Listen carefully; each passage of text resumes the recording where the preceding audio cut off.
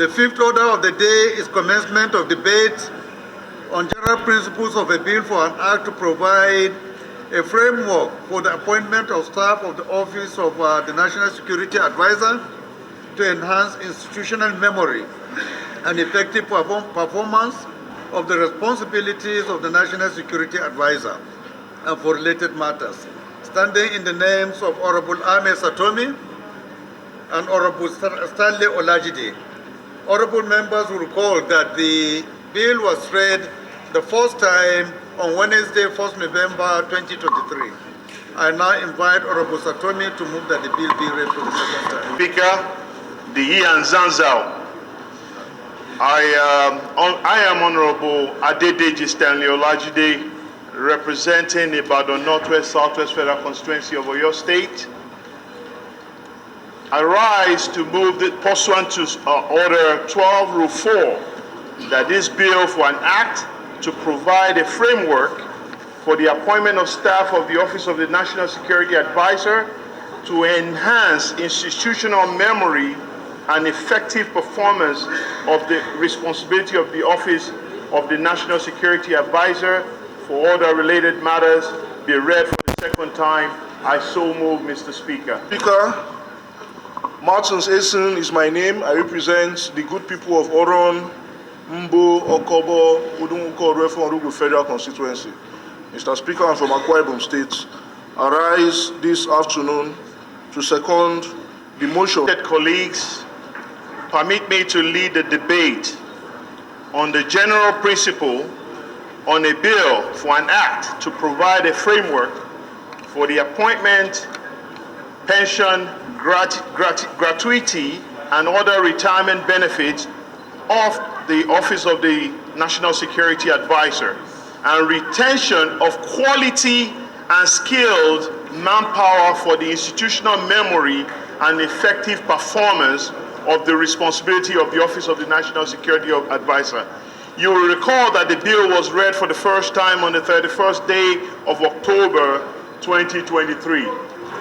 Mr. Speaker, my respected colleagues, this bill seeks to strengthen the national security coordination role of the Office of the National Security Advisor, to remedy the institutional gap in the appointment, pension, gratuity, and other retirement benefits of the staff of the Office of the National Security Advisor, and for the retention. Honorable Fulatan, how is Jigawa State? I hope everyone is fine there.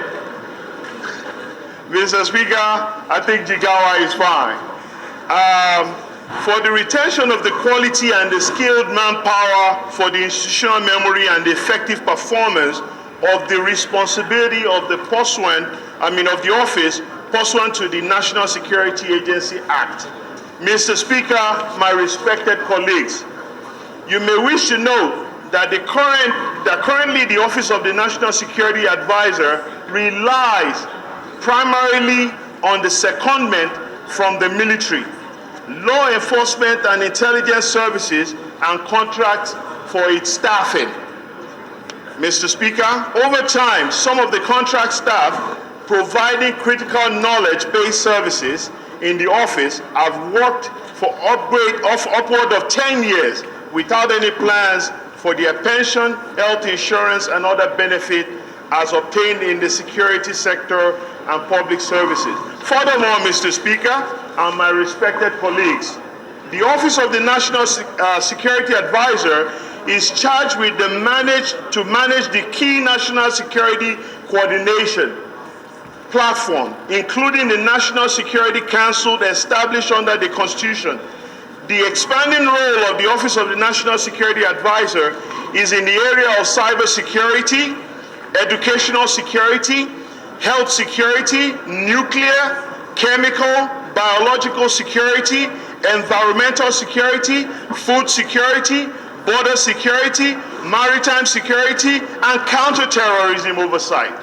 Mr. Speaker, I need not tell you how important this bill is.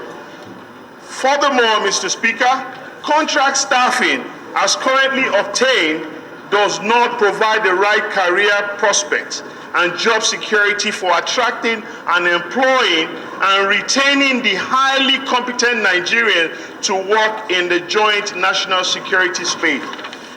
The National Security Strategy 2019 incorporates human security measures, including educational security, health security, and environmental security, among others.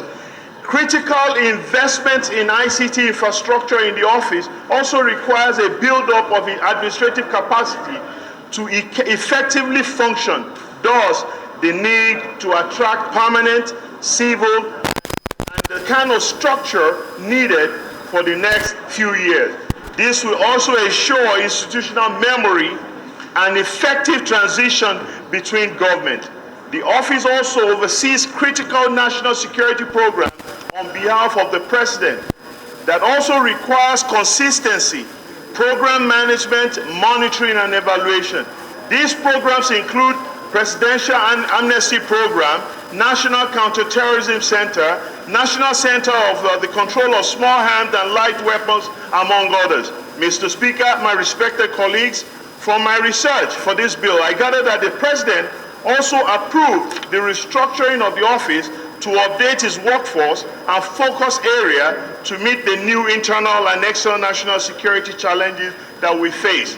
Mr. Speaker, this will require the sourcing of experienced and highly skilled Nigerians in areas of research, development, food and environmental security, cybersecurity, artificial intelligence, data mining, national security law, forensics, oil and gas security, among others. Mr. Speaker, the previous Assembly has severally called for improved coordination and interagency collaboration to address the national security challenges.